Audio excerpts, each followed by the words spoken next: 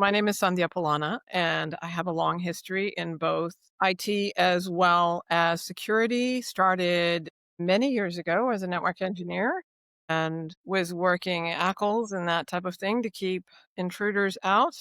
And then the security industry completely blossomed into this big, beautiful thing because the bad actors did the same. And that led me to an MSSP where Peter and I worked together and did that for a few years and made my way then to Splunk, worked with MSSPs as well as clients to help secure their networks from the SIM point of view. And here I am now with Nearshore Cyber, working business development and assisting in the podcast. Faizan, how about you? Yeah, thank you. First of all, thank you, Peter, for inviting me to this podcast.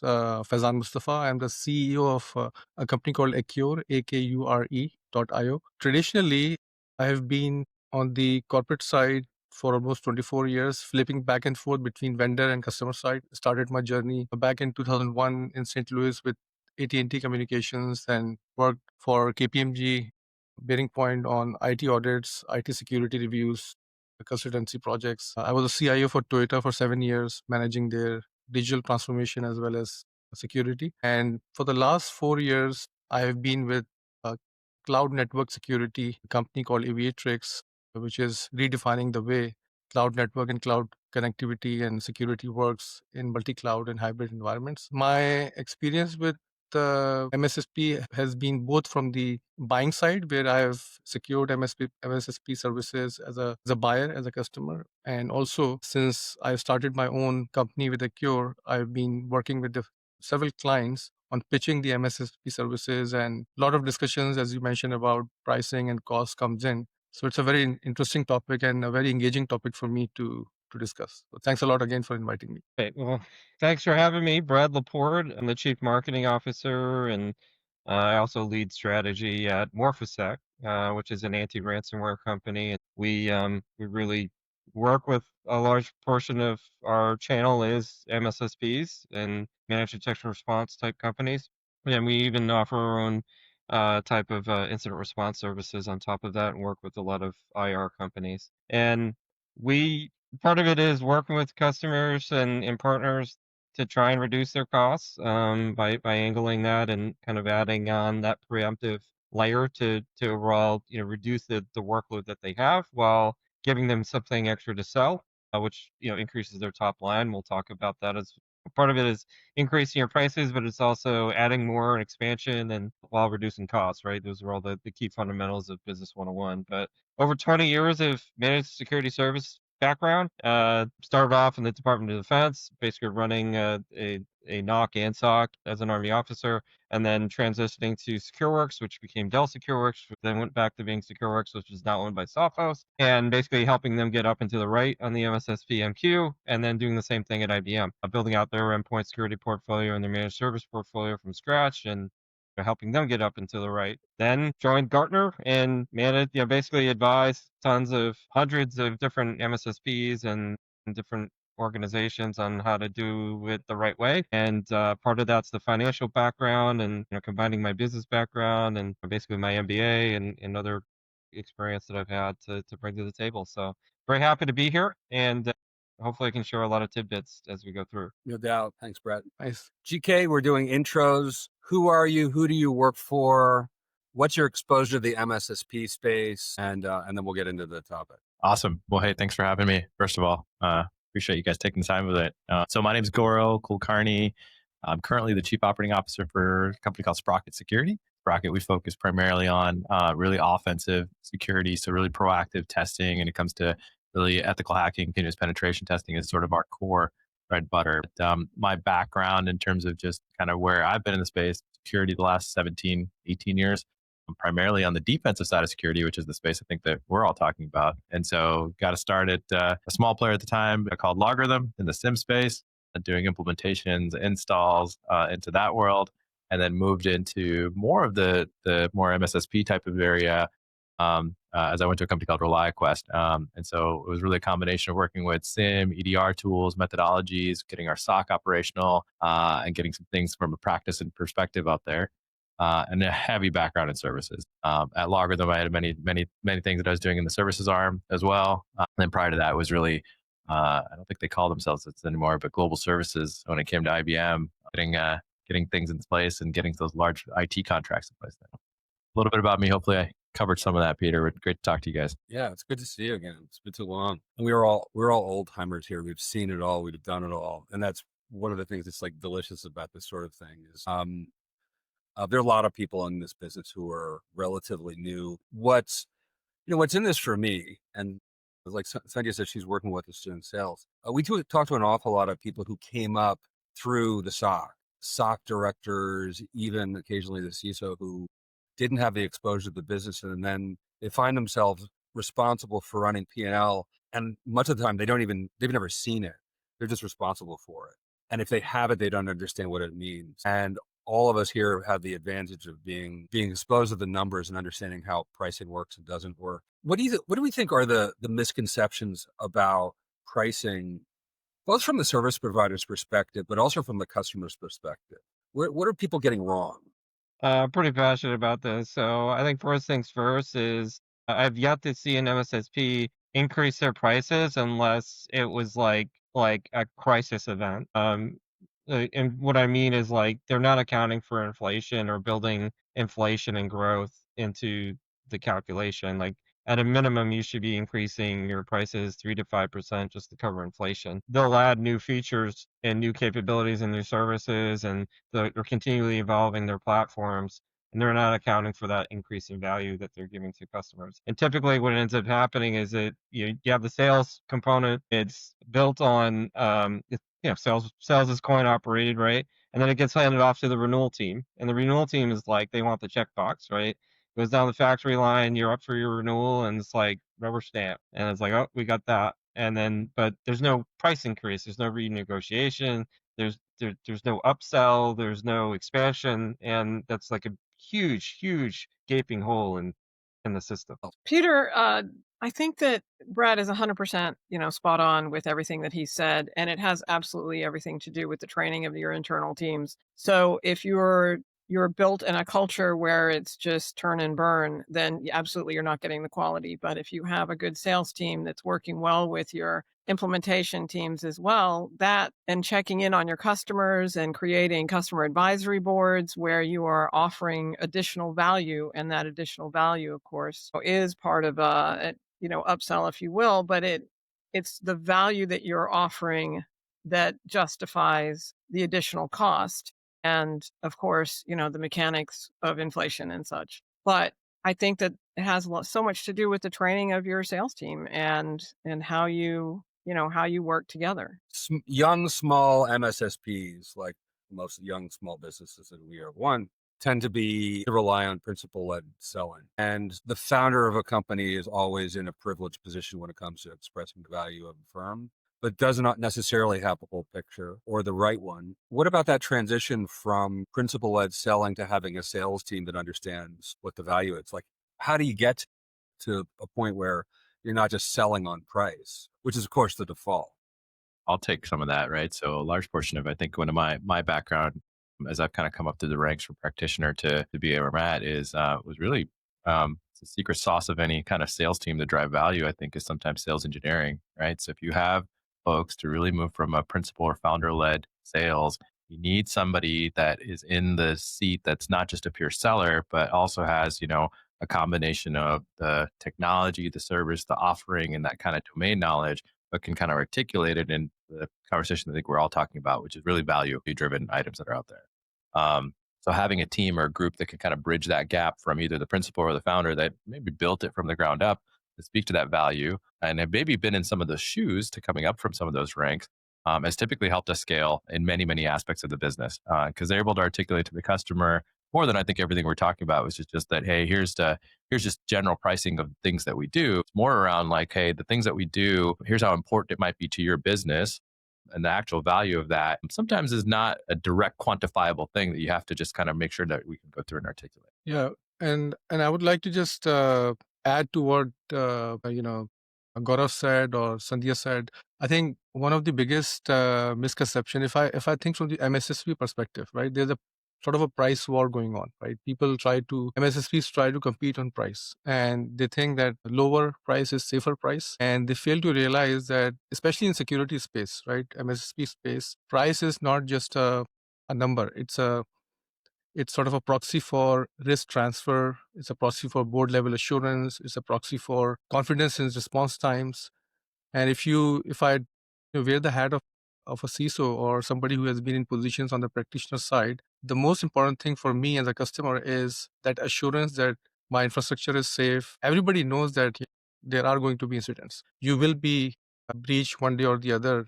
Whether you know about it now or later, that's another thing. But how quickly your MSSP partners can respond, to have the right skill set, do they have the right bench strength, right technology and tools to support you as a customer, and that comes at a price. So sometimes I feel that on the other side, people don't realize that, and they just try to lowball and then realize that this customer is not sustainable anymore. So in my opinion, that is the biggest misconception, that price is the only differentiator. If you get customers based on price, then they will leave you on price as well. So that's, in my opinion, the most important misconception. So are customers wise to us? I mean, not everybody is in the death cycle right now. Like, not everybody has like razor thin margins. Some have really good margins. I know one particular that was seeing 65%, upwards of 65% gross margin on managed services. They happen to also have a gigantic SG&A number. And so the contribution back to the company was really high. So the 65% meant what? Meant something in context. And when it got to EBITDA, who knows what that was? Wasn't privy to that. But not everybody's, now people are like, where did he work? Exactly. Not everybody's starving. Yeah, no, it's true. A lot. What's the difference? I'm going to jump in first. I think the underlying problem that a lot of the other, let's call it 99%. I mean, so it's like 90, I'd say 90% are probably in the bucket of not doing well. And it's kind of, no offense, your own fault, because you don't know what your true costs are. You don't like, as an analyst works on a ticket and you're basing it on numbers from over 10 years ago. You don't really, you're not tracking the consumption that you have for XYZ. You don't really know what your true costs are. And even when you're doing those exercises and doing some evaluation, it's got a shelf life to it. And you have to account for the variable change and all these different elements. And these MSSPs, the salaries are going up, costs are going up, compute is going up, and they're not accounting for this. And a lot of the companies I've worked with, they're only using ABC accounting. They're using account-based costing. Literally just looking at overhead, direct labor, direct material, and that's it. And it's all done in an Excel spreadsheet on a napkin, and it's tied together with duct tape and bubble gum, and that's it.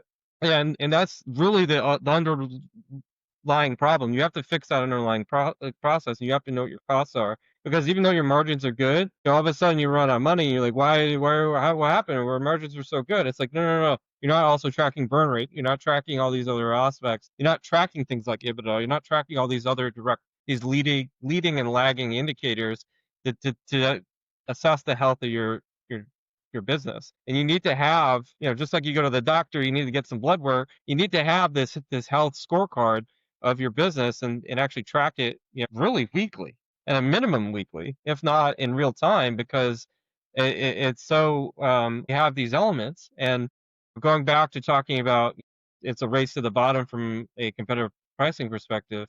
Yeah, there's a place for special pricing, winning certain logos, winning certain market share, and all of that, but it has to be done surgically. It can't just be done willy-nilly, and that's how you end up running out of business, because you get upside down on your accounts. Even though you're charging, let's say, 100K, it might be costing you 120,000, so you just lost $20,000 on that deal. And that's how people are getting. At first they're floating, and then now they're at the bottom of the ocean because they can't get ahead of this. And it didn't happen overnight. This has been happening for And also, over the past 20 years. Yeah, Go ahead, and sorry. also I feel that as Brett said, there is this tendency to go after each and every customer, and sometimes, especially for MSSPs who are just starting, they have this tendency to go after every logo, because that's what the goal is.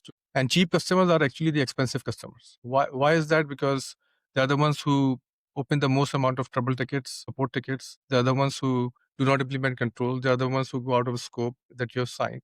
So they are eventually more expensive for you to support, and they negotiate abusively sometimes at the renewal, right? So sometimes in order to get logos and get market share, we tend to lose out the fact that we have to tier our customers into categories. Some customers who are willing to pay the right price, who can grow with us, versus those customers who are just there for the checkbox, right, or for the right lower price, because they will leave you for the lower price as well, and they're more expensive to maintain. Unless and until MSSPs have these tiering of customers, and they're willing to let go of certain customers who are not paying the right price, because as Brad also said, it eventually will overburden your engineers. You will not be able to support them, and because of lack of response or lack of resolution to the tickets on time based on SLAs, they will leave, right? So that differentiation at a early stage is difficult, but at the same time, it's also very important, because otherwise you won't be able to recover your CAC based on the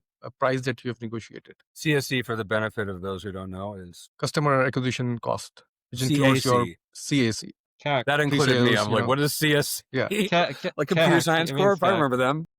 Yeah, All your CAC. So CAC. I mean, you have like POCs going on for like 6 to 9 months, right? You have SE engineers, you have BDRs, making calls. That's all part of your Yeah, customer acquisition costs, and some people don't build those costs into your margins. it's never been higher. It just keeps going up because it's harder and harder. But what would have taken, I don't know, 4 to 5 calls, 5 years ago, now it's like 10 to 12 interactions. It's the sales cycle's a lot longer, so all that drives up your CAC, your customer acquisition costs, and then everything that you just said. Basically it's all the variability that you have, and part of it I think is, who do you want to be when you grow up? Who do you want to be as an MSSP? Are you going to be that custom or heavy touch type MSSP, or are you going to be more of a cookie cutter, streamlined, a factory line, or somewhere in the middle? And are certain things going to be more cookie cutter versus that more element? And are you going to allow that customization? And it's when you go off the reservation and you start making those exceptions without allowing for the plumbing that you start to get into trouble. I think Yeah, I that think A lot of people sorry, go ahead. no, it's all good. Brad made an excellent point about what type of organization do you want to be, because it's usually not defined early on in some of these smaller organizations that are just starting from the grassroots. You really don't have a position of exactly how you want to streamline, because you're so anxious to gain customers, you're willing to bend over backwards, and you end up shooting yourself in the foot. Yeah, absolutely. And other people's foots in the process. Yeah, Feet. I'm still But when you recovering. start, right? So there's something like 8,000 MSSPs or companies that have managed security services in the world, and I know because I have LinkedIn, Right. and most I know Every but MSP wants my- to be an MSSP. They're adding the extra S to it. It is. Well, it's very cost effective to add one character. But when you start, you know what you are. You are the service for your friends and their friends. And everybody starts with, with rare exception, every standard is to start with, we provide white glove service at an affordable price. And there's way too much chasing of small businesses. I never want to deal with small businesses if I don't have to, because I know them because I am one. But if you're successful, if you survive the early days, and a lot of them do, you then have to make the transition from custom everything to hopefully standardization, or chase really rich customers. I actually know one who's like, we only do sell to rich people. That's all we do, and that's all we've ever done. So that would want to be the exceptions. But how do you make that transition from, you're like one person with a couple of smart people, and people start asking, could you manage this? You sold me this thing, you implemented it, but it needs upkeep, it needs monitoring, which is very much like a product play with a couple of an attachment moves on it. How do you shift from that to, I've hired some salespeople who I could afford, and maybe they haven't even sold IT before, but boy, can they make phone calls, right? How do you get through that to a pivot to standardization and to value, when maybe you haven't really even thought much about value before, outside of, in my view, it's like, you should think about this like insurance. I'm not even sure that's the right perspective, though. Right. So I'll take a stab just to, it sounds like it's a scalability of business kind of equation, which is I've done many times with it, right? So I'd probably break it out into maybe 3 sections. One is, I think what Sandhya mentioned, which is that, who do you want to be when you grow up? That's probably step one.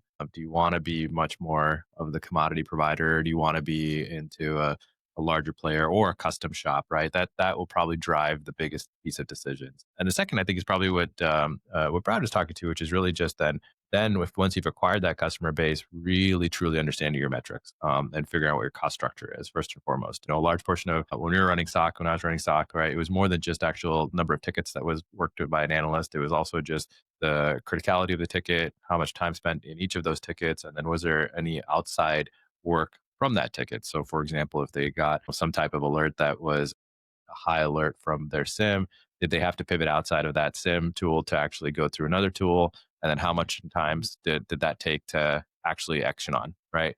And then doing an aggregation of that based on, okay, how much am I doing it per customer? What's the contract value for that customer? And what's my actual cost of goods sold to get there? There's a lot of math and metrics to just get there to figure that piece out. Then the third portion of it, I would say, is, back to just, well, okay, now that I have, what do I want to be when I grow up? I understand what it takes for what I'm here to just actually deliver my service in that MSSP offering. Really actually understanding what that delivery is. It's really about scale. How big do I want this thing to be, right? And how big do I want this thing to be? I generally think about it as a factor of really not just growth in terms of top line revenue growth, but also in terms of margins. How much do I want to hold from a benchmark from a margin perspective to get there? And the answer to that, right, as we're all talking about, when you've got to hire salespeople to get out there, is what is that customer acquisition cost to get to that, right? So if I have a 10x, growth goal of whatever my top line revenue is, but let's say I'm run really great and I've got 65% margin that's out there, how much more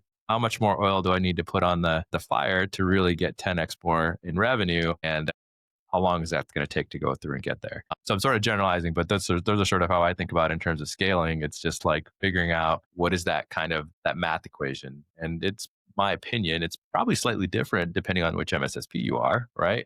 So you may not want to be the ones, as you're talking about, Peter, that wants to chase just the big fish. You may want to have somebody that's really all the small folks that is very, very cookie cutter and standardized, or you may want to do one of the hardest ones, which is kind of be in the middle, right? That middle market that has a little bit of customization, a little bit of standard is probably one of the hardest because you've got to then have resources and tooling to cater to some of the custom ones, but have enough repeatability at the bottom tier that you can at least have a solid cost model. We're going to talk in future episodes. In future episodes, we'll talk about service standardization platforms. We'll also talk about exits. In the last episode is appropriately the exit episode. The company that has getting acquired in mind thinks about the numbers differently than the one that is thinking about going public, which hardly ever happens, but it's a worthy target.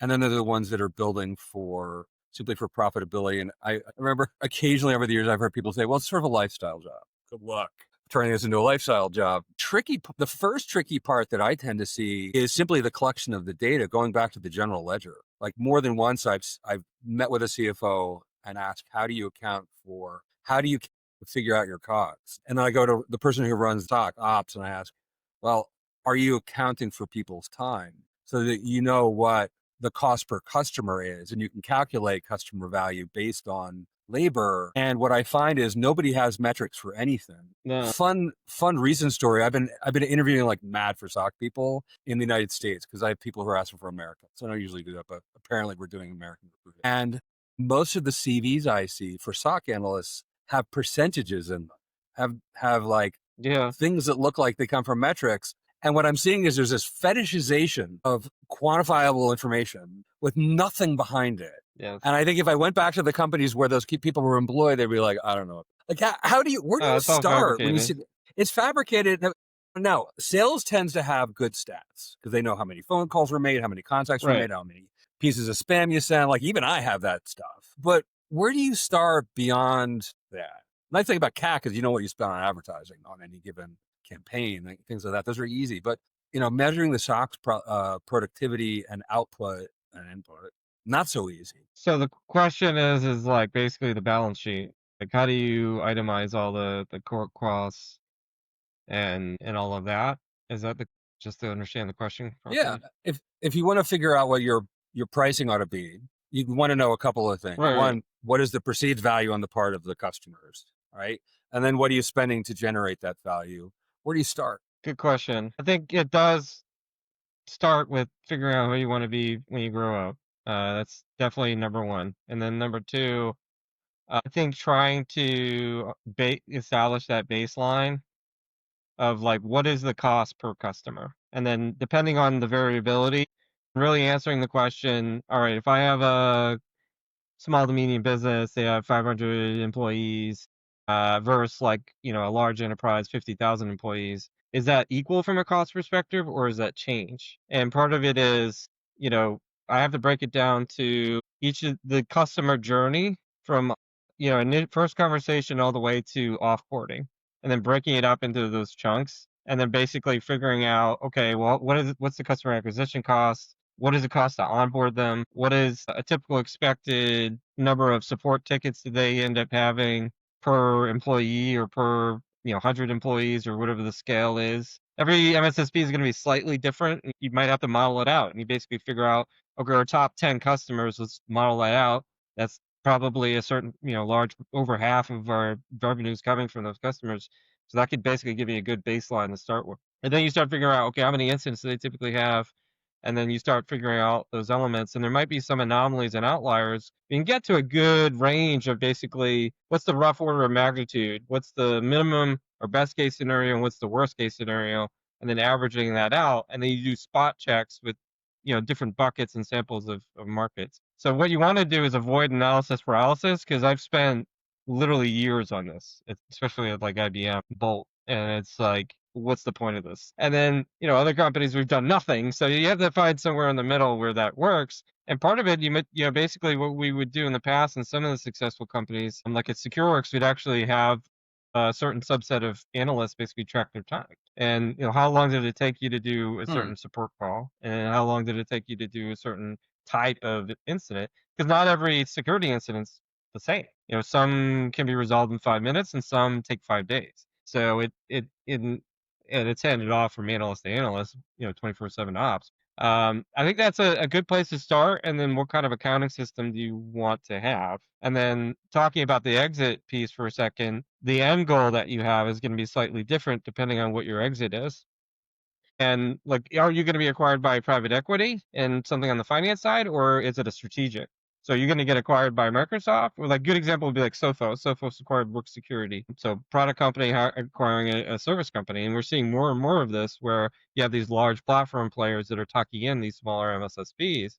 And I think they only had like 10, 15 people in that organization that got acquired. And it really helped jumpstart their business, right? Canary just got acquired. So, those are, so we're going to see a lot of this, especially over the next, 1 to 3 years as we have this fusion of product and services.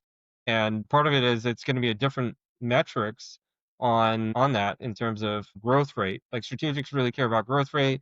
They care about the strategic fit and market position. They care about the ARR or MRR, so the annual recurring revenue, and then less on CAC, less on EBITDA, and some of that, the cash flow piece. Whereas the inverse for PE, they really care about EBITDA, they care about margins, they care about cash flow, and then they care about ARR and growth rate. So it's almost inverse in terms of those priorities. So who do you want to be when you grow up? And that does, you have to begin with the end in mind, so then you can take the first step towards that. And that's kind of where people run into that issue. They don't know where that is, and they run out of, they start making mistakes. They start zigzagging left and right, and all these different elements. No? So on the cost side, I was just thinking, I agree with you that the financial discipline to capture all the elements of CAC I've seen it in theory, but not in practice, right? So when you talk about CAC, you have to look at the fixed and the variable cost. You have to look at the direct and the indirect cost for a customer. And I feel that not a lot of costing teams have the financial discipline or the motivation to actually go down and deep dive into the costing elements. And the problem that has developed because of lack of doing the proper costing is, so let's say you sign up a customer for 15,000 MRR just for the sake of argument, right? And your gross, let's say, margin is 60%. And let's say if you're not calculating the proper CAC, assuming that your CAC was $60,000 because of all the sales and marketing efforts that you're doing, the POCs that you're doing. Even after going live, some customers need 30 to 60 days or 90 days even of handholding, right? Which requires special work, like white glove services. These are all cost elements. And you have to be creative in terms of writing those cost element downs that are either directly or indirectly impacting. And the fact that you're signed up for a 15K MRR means that your payback period would be somewhere around 6 to 7 months, right? If let's say your CAC is 60,000. But let's say, the sales team do not have the visibility as actually what is costing us. They go in and give a discount of $5,000 or maybe $6,000. It means that the payback period that you had initially anticipated of 6 or 7 months now has gone to 10 months, right? And without even seeing a single expansion dollar, right? So the fact that people are not spending time in identifying their CAC, looking at their direct and indirect cost. Sometimes customer MSSP sign contracts without looking into the scope, right? Customers may bring in additional products, which may result in high volume of SIEM logs or ingestion logs or some other telemetry that increased. So I think they have to do a better job of understanding the cost. Plus, in terms of pricing, they also need to assign price tiers based on those elements which actually directly impact your cost. So let's say if telemetry volume going up is actually increasing your cost, that has to be a tier in your pricing which directly correlates the increase of price based on the cost that is increasing on your side. And that's why, people sometimes come back and say, hey, we are losing money. It seems that we are signing so many logos, but we are not profitable. Private equity firms or venture capital or somebody who is willing to acquire you, they will come back and look at what they call rule of 40. Rule of 40 means that the growth percentage plus your gross margin, if you add those two up, it has to be 40 and most companies I've seen are not even 25. So unless and until this financial discipline is there in terms of understanding the cost elements, and then you associate your pricing, don't be shy of not discounting. I think, as I said, lower is safer, people feel, which is not the right way to do it, because you won't be able to survive if you just try to compete based on price. So this would all be easy were it not for one factor, and that's called the customer. Yeah.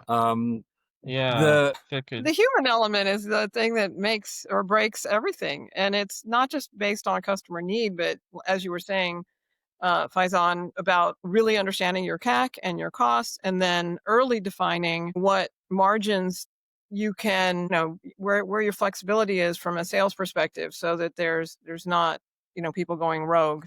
There really needs to be a clear understanding of what the business can tolerate. And you had made a great point earlier too about perhaps you've got a client that is just not a good fit. There is so many cycles to where you're expending so much time and effort. And it's not just good to get to NO, like KNOW, so you understand the situation, but also to NO, meaning it's just not going to work out. And it's not unkind to your client because you're not truly servicing them either. You're not really giving them the service that they deserve if you just don't have the cycles within your organization to provide the value. So on both sides, somebody has to look at that situation and see where you have to make cuts and make some difficult choices about what works for you and for your clients. Yeah, and also this is a very good point, Sandhya. And I also feel that the reason why MSSPs, or for that matter, any security firm, right? It's, I've seen it with multiple clients. The reason why they fell into this trap of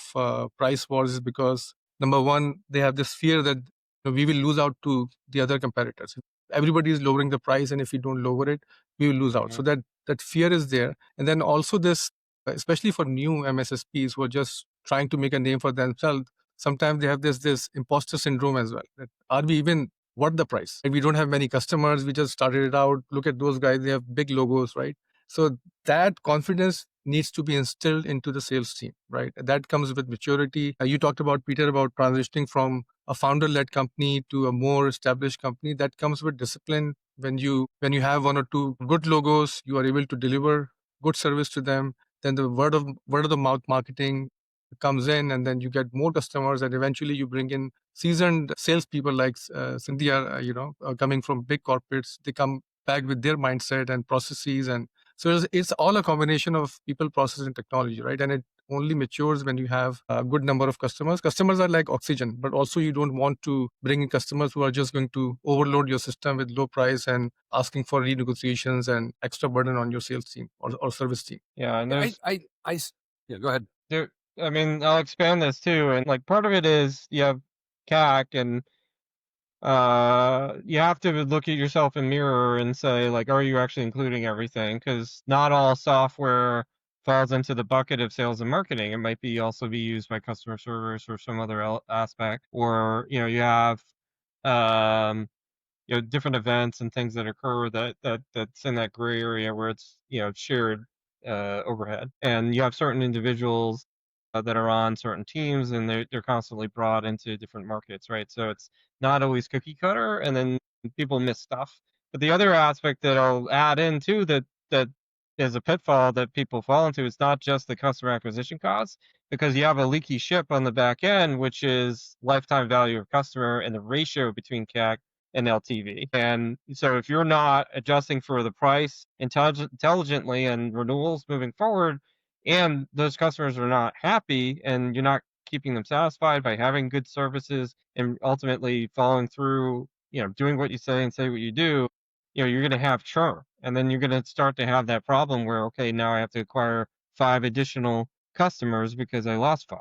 And then that's how you get underwater and you start having those issues. So it's not just CAC. It's actually the CAC in relation to other important business metrics and things that to run a really healthy business. Yeah, I'm glad you touched on that, Brad. I was going to talk about LTV, right? So as we look at it, especially in smaller businesses for us, when we are, the acquisition cost may be high, but our metrics right now show that, once they're on board with us, the LTV is much, much stronger. So really, in terms of a margin perspective, we earn it back tenfold when they're year 2, year 3, year 4 as a customer.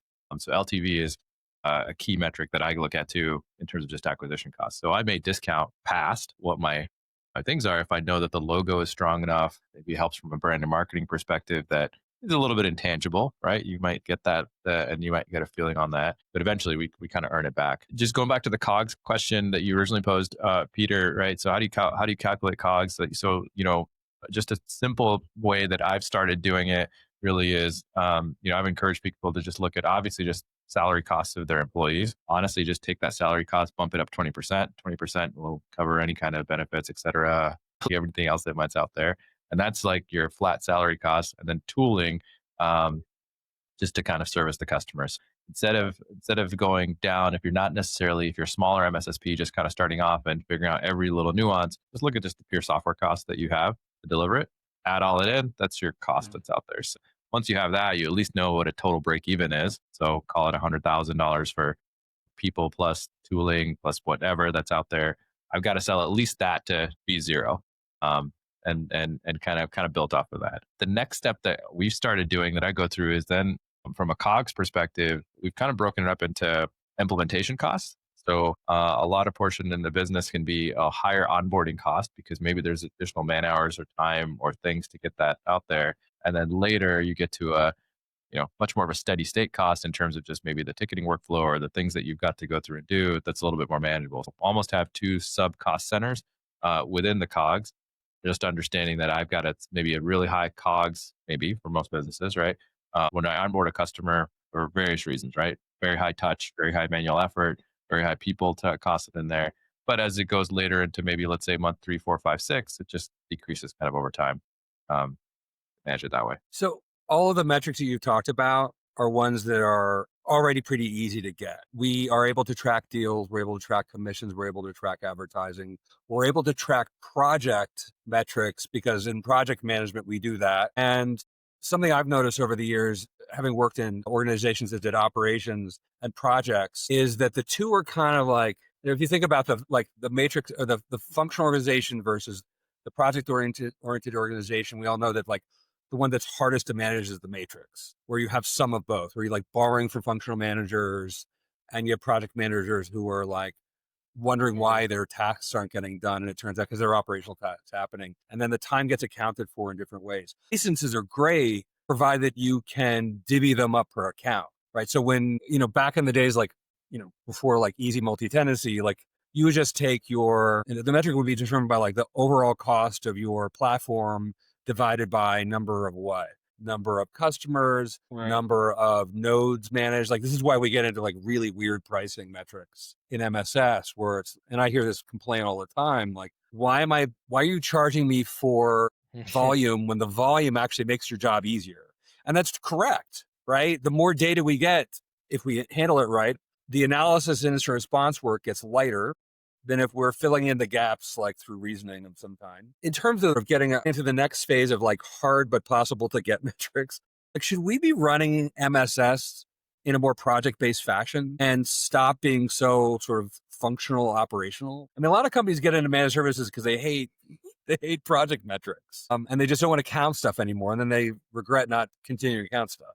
I'll let others kind of better answer that question, but I think that part of that project management is so important to what GK was talking about, the customer lifetime value, the LTV. That has a lot to do with customer retention and check-ins, and that is part of what I would call a project, because oftentimes we're very response oriented. So if there's a problem, we reply to it. But I think there needs to be more outreach, from a customer success standpoint. So that way we really keep the retention of the customers, and then that way we can see the LTV value, because so many customers go away unhappy and you don't even know what happened or when it happened or how it happened. The surveys are absolutely not enough. There needs to be regular check-ins and understanding of what your clients' high target values are. You can't really do that once a year when you're, re-upping or renewing the contract. Yeah, I think it's just Does this simplifying it. It breaks down to fixed and variable costs, and what variable costs are you going to add to what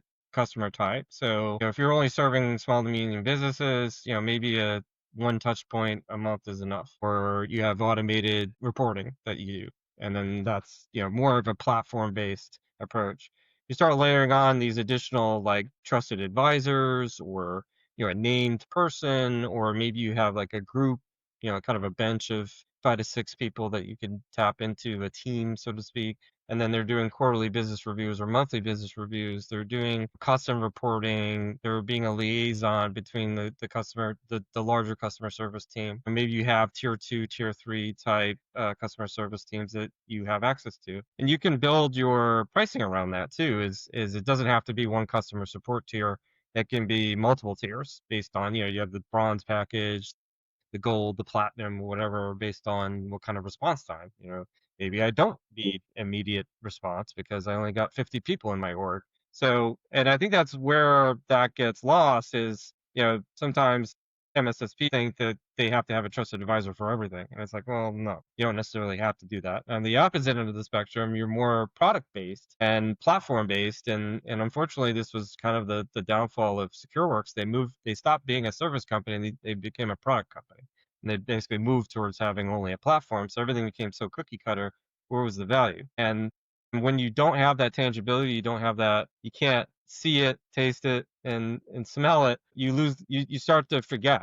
And it's kind of like having, no one appreciates a spam filter until you take it away, and then all of a sudden your email inbox is getting flooded, right? So, I mean, it's kind of the same thing, is like you don't really appreciate the work and the element that the team is doing because you lose that tangibility. You're not visibly seeing it. So the more tangibility that you can have, the more tailored quality, variability, and variable costs, or basically solutions that you can have, getting the right information to the right people at the right time as being kind of that mantra that you have to implement. And I think that's going to make your life a lot easier. Who's doing a good job? Let's sing the praises of the people, of the companies that are doing it right. Who do we admire? Say nice things. I say that because there's a lot to like about SecureWorks. There's a lot to like about Arctic Wolf. There's a lot to like about ReliQuest. Yes. We all hear complaints too, but these are companies that are doing it right to some degree. What are they getting right? I have comments. Is anyone doing a good job? Are we in the wasteland of MSS and we're like, there's nothing good? I certainly have input.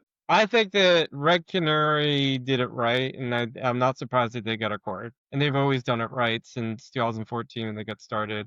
They picked a lane. They stayed in that lane, and they were the best of the best in that lane. They picked managed EDR, and they became the best at initially Carbon Black, and then the best at CrowdStrike, and they expanded, I think, to Microsoft and maybe one other platform. And they were just the best of the top 4 EDRs. And they built a platform around it. They've just made managed EDR really simple and easy for anyone that basically had that service. And there were tons of people that had SecureWorks and IBM that also had Red Canary. And they basically became the de facto standard for MDR and managed detection and response. They didn't go off the reservation with all this crazy other services. They built a partnership around IR, and they basically stuck to what they knew and they outsourced the rest. And I think that any company that does that and you stick to what you know, and sure, you can expand, but do it in a controlled fashion. Basically, test it out. Does it work? Okay, maybe we expand in that. And part of it is they managed channel conflict really well, and they had a good unison between their own direct sales team and then others. And then unfortunately, you have other companies where channel conflict's an issue. And CrowdStrike, I'm going to point at you. You have this problem where you're constantly undercutting your partners, and it's gotten better over the years, but it's constantly a channel conflict. And that's why you have some of the problems that you have.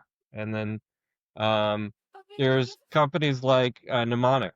Mnemonic is an MDR out of Norway, and they're the leader in the Nordics. And they specifically have been, their lane is in the Nordics, and they've been really good about that. And they got some expansion into those areas, but they cover all the verticals. They cover government, federal. They cover all those areas. They cover everything under MDR, but they're very regionally focused, and they're very heavy, like basically high touch. So it's a white glove service, a red carpet for those markets. So they're able to capture that market share and be the go-to organization for that market, and it's done really well for them. And I have a laundry list of others that have done not so well. What are the ones that are good have in common? What do the bad ones have in common? Let's think Anna Karenina principle. All happy families are happy in the same way. All unhappy families are unhappy in different ways. What do the good ones get right?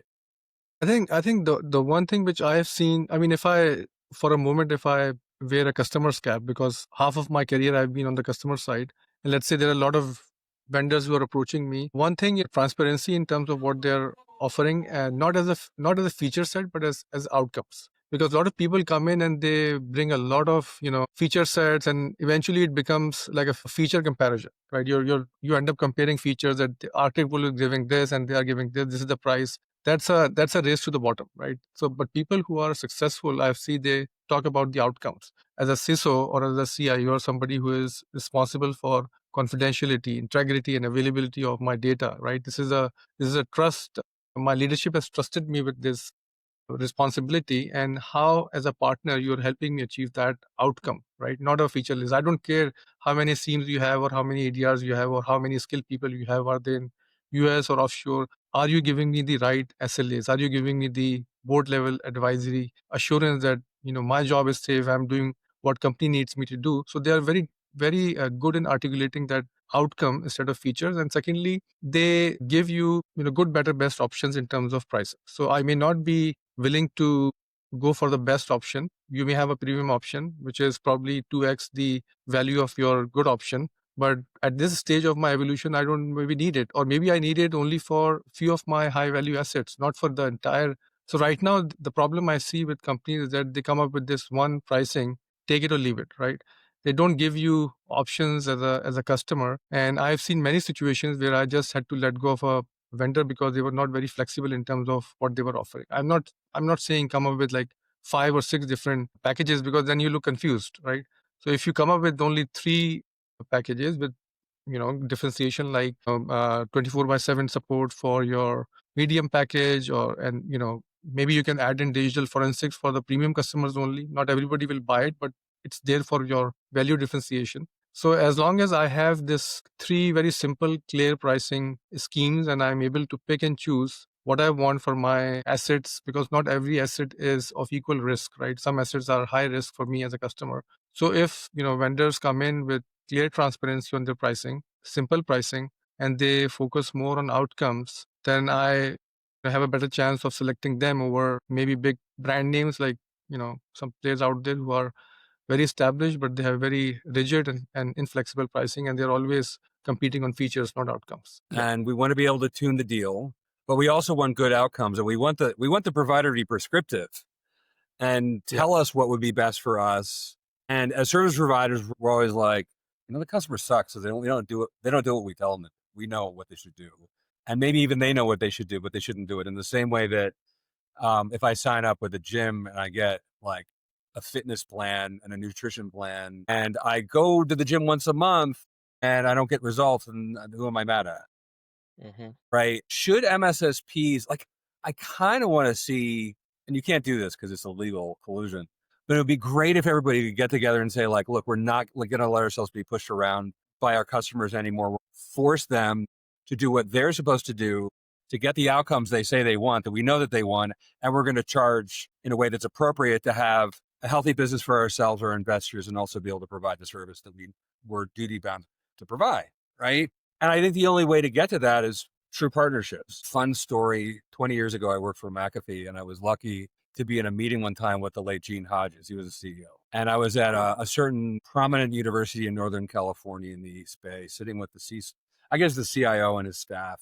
And Gene said the word partnership. And like the deputy leaped on that word, and he said, yeah, like, you just want our money. And Gene said, well, that's half of what he said, this is the way it works. We provide you something of value to solve a problem you have, and you give us money. And that's how it's supposed to work.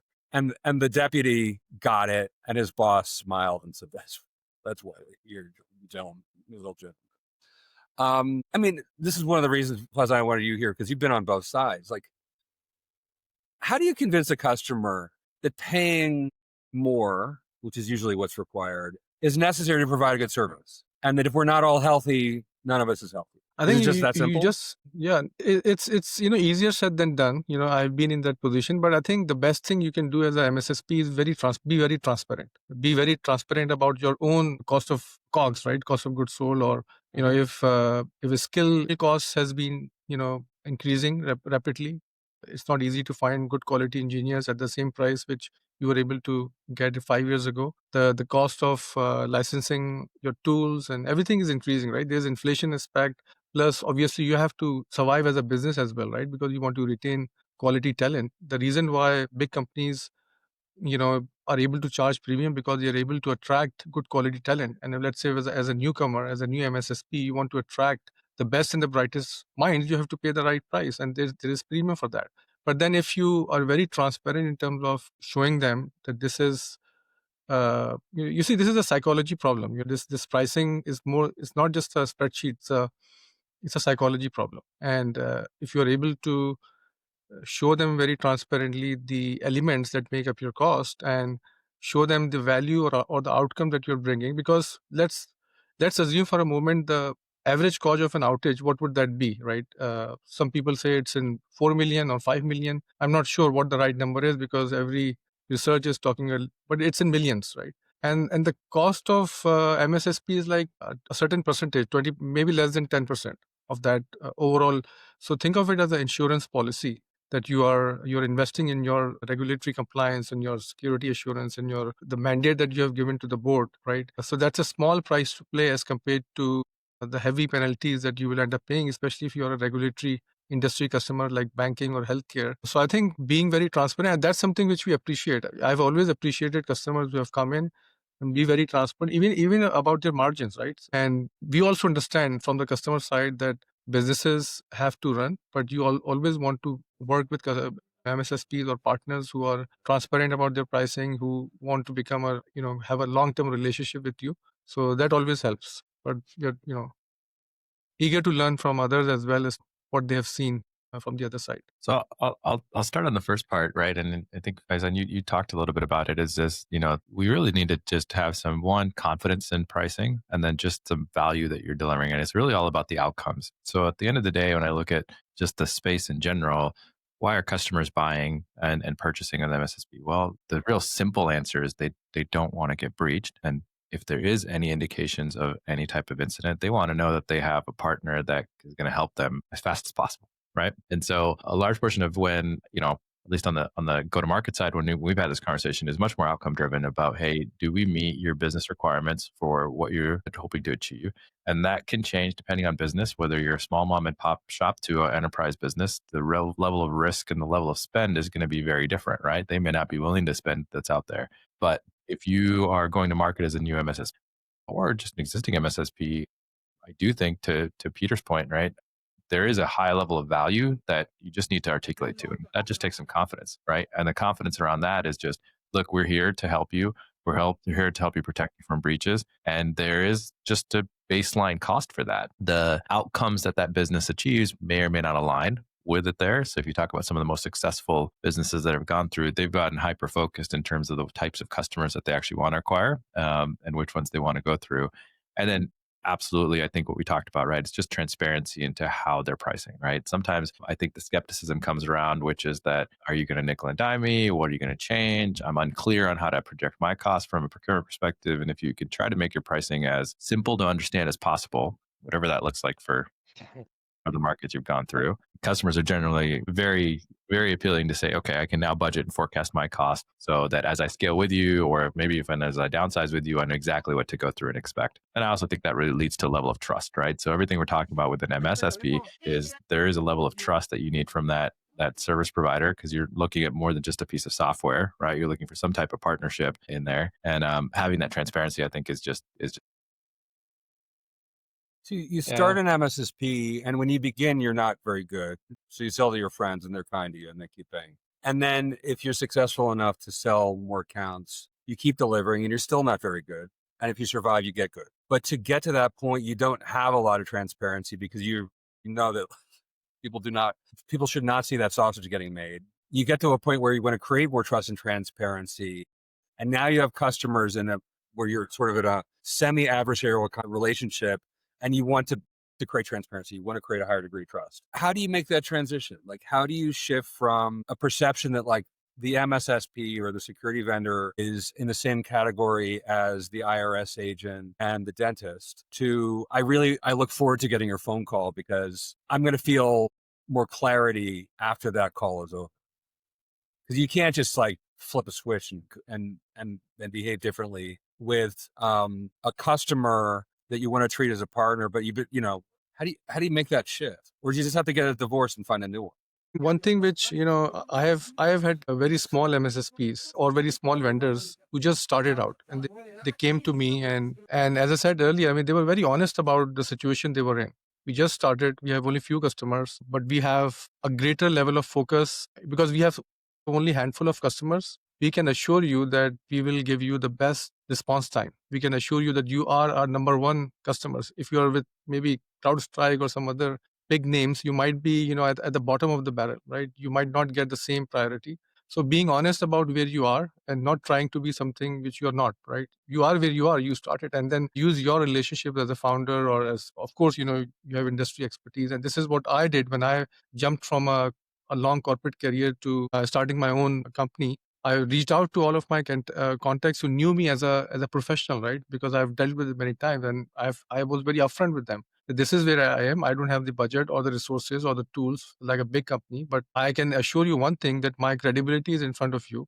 I'm willing to give you the best service over and above the contract limitations, because sometimes with big companies, your relationship is only as good as the contract. But with the smaller companies, you have a lot more flexibility, a lot more focus and attention to breaches or responses. That has helped me, but curious to know what other people think. I have a pretty detailed answer, but I'll quantify it for you. And I think part of it is from the MSSP side of the house, your go-to-market is really, you got to think about how you're going to cross the chasm. So if you think of Jeffrey Moore's model, you have innovators and early adopters, the chasm, early majority, late majority, and laggards, right? So this is basic 101. And for most industries, what they end up doing is they end up going after the small and medium businesses as the innovators and early adopters. And then you have innovative enterprises, and then you have most enterprises. And that's basically 99% of the industries out there. Cybersecurity is a little bit different because you can't really start with small and medium businesses unless that's really your niche.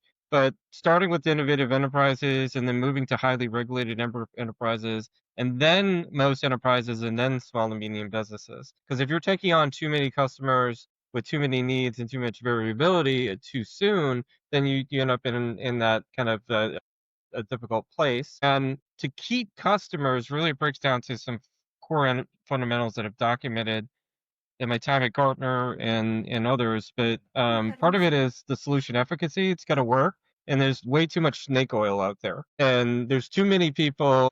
There's too many people that have been burned in the past as a buyer, and personally been burned in the past 10 years for sure. As there's margins and all of that, there's issues, and one of the things that I use as a use case is the MSSP purge button. And what is the purge button? In terms of logging and reporting, depending on how many people you have in your organization, inevitably you get to so under the water that you basically have to purge events and start from scratch and let things drop on the floor in order to reset. And as you lose headcount, that does exist. And this primarily happens for as you get larger in terms of your MSSP. But the second thing is customer service and the quality of that customer service. People don't want chatbots. They don't want generic. They don't want high quality. They want to know that they're talking to a human and they're cared to you. And if you want to have certain things escalated in a certain way to you, that has to be tailored to. And then the other thing is having total cost of ownership to value mapping. So I paid for XYZ. Am I getting what I paid for? And that point of contention. Having an ease of integration with my other solutions is key. Having a feature breadth as well. And that's where things kind of get off the reservation of, can you do XYZ, or do you have a partner that can do XYZ?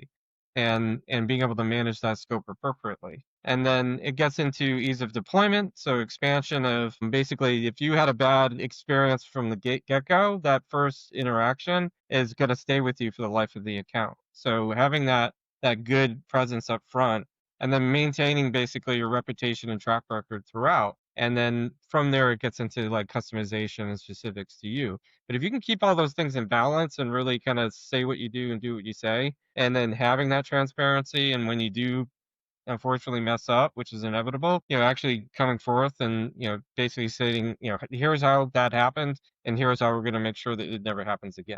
And I don't think that people own up to that, as they go through. And it's like, yeah, we messed up on this ticket or this issue, and, this is what we did about it and how we're going to prevent it from happening again. And it's those repeat issues, and that's what basically all those elements can all be back to churn and to just dissatisfaction and just overall reduction in net promoter score. So I just We're summed up recording about on 1,000 Gartner inquiries right there. I was gonna say, like, if you ever have like a multi-headed podcast like this, have at least one ex-Gartner guy. That was like listen to Beethoven. I love it. But geez. It's 1:20 in the afternoon CST on October 3rd, 2025. No one has used the A word, but I'm gonna as we wrap this No, up. don't do it. 10 minutes. We have 10 minutes left. So the AI bros like to say that artificial intelligence is going to drive the cost of all office work and offer all systems development to zero. Maybe they're right, maybe they're not. Maybe it's like 10 years from now, maybe it's 18 months, who knows. But what is the impact on pricing if our costs are cut by 80%? What do we do then? Oh, and by the way, the customers can buy the equivalent of, and I hate the term level 1 stock analyst, level 2. I mean, Deepwatch, although they've slipped on this one a bit, they'll maybe let the idea go, the idea of the squad, right? One that is more of a center of excellence kind of thing, or higher quality humans, and letting go of the old call center model, which is what the multi-level stock came from. But like, if a company can buy a product that handles triage, initial investigation, leaving them with investigation, does everybody just turn into an instant response shop? Does the R in MDR get much bigger? And then what does that mean for how we price our services? And that's the last question. When somebody else has something want to add. I should think you charge more. That's my take on it, actually. So as we see the advent of AI and things that have come up, and any services-led kind of business or anything that's out there, absolutely, right? It's going to automate a lot of the things that are mundane and the things that have got through, right? But I think from specifically an MSSP perspective, right, it actually gives every MSSP opportunity to provide and do more and provide additional value that's out there, right? So rather than cutting costs and going down to the bottom of the barrel, it I think will allow every business to really take a look and say, well, how much of that stuff was part of my COGS that has now been reduced? And what can I shift the real human in the loop talent to? Just driving more higher level things. And it might be the response piece. It might be something else. It might be who knows what based on your business out there, right?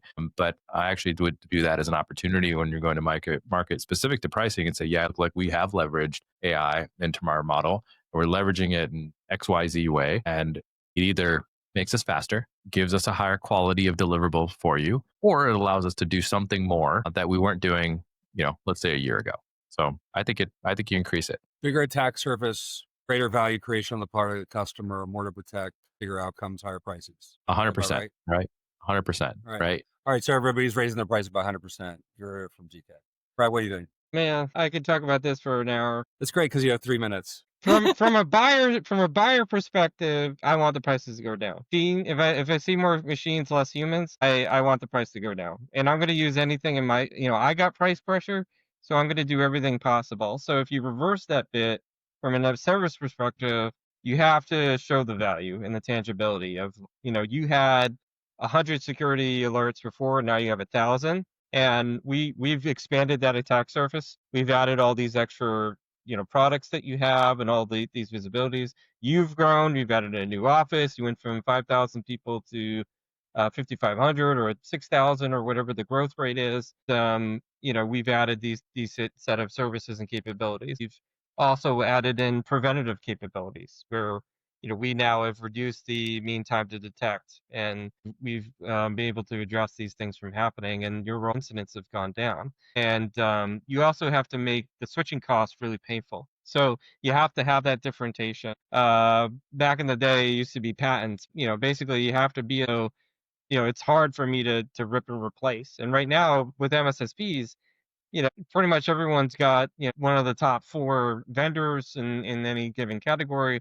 So switching from one MSSP to another is really easy. It's more of a paper thing, and so the onboarding and offboarding isn't as difficult as it was 20 years ago. So you have to make that switching cost of that's your secret sauce, and being able to do that in a really a tangible. It comes out of that tangibility of this is the value that we have. And going back to Red Canary, that was a good example where if you look at their reporting, they had basically we've looked at these 3,000 events in the past 24 hours or whatever the time period is. And we got it down, the whole event funnel, and then we now have this smart alert that basically hands everything to you. So we just saved you X amount of hours or whatever, X amount of dollars. That's the level that you should be able to get that. And AI hopefully will allow us to get there where we now have that total cost of ownership value mapping that has really been smoke and mirrors for the past, since the dawn of time. That was So average MS says you. No, GK it should says it goes up by 100. It should go up. It should go up. Buyer so there's 2 answers, right? From a buyer perspective, I want it to go down. From a MSSP perspective, I want it to go up. The way that you get it up is you have to show that value. And it's the companies that basically can't show that value and that tangibility that are going to end up racing to the bottom and going out of business. This is a make or break time for MSSP. Awesome. That's great. Sandhya, then we'll finish with Faizan. Okay. So I think the value should go up with AI because quicker anomaly detection, quicker AI should be able to detect things that the human eye would take longer doing. So faster detection, predictive capacities, perhaps AI driven SOAR, all of these things and reducing alert fatigue on the individual should all result in better value for what they're delivering for the end customer. And of course, AI has a cost, and so does managing it, as well as creating more value for the customers. Perhaps an increase, perhaps not. I know you're joking because JK wasn't saying 100%, but a slight increase, I think, that comes with the value of the service. What do you think, Faizan? Take us home. I think, I feel the cost should remain the same, and I'll tell you why. Because you see, if any CFO is funding you for an AI investment, of course he's going to ask about the return on investment. You're asking me to deploy these co-pilots and these models and these RAG infrastructures, and the promise is that you will reduce my workforce by 30%, right? Or you are going to improve my quality or automated responses by X%, right? So they are looking for some return on investment. And if you so as a MSSP, if I'm investing in these technologies, then of course I have a reason to believe that the work that I was doing with 500 engineers, I can do it now with maybe 300 engineers, because with AI, I have this additional capability. But I think where companies are going wrong is they are just thinking that ROI will come in when my people start using AI. They're not planning for the reclaimed capacity. Right? So let's say if you had 500 engineers and now you can do it with 300.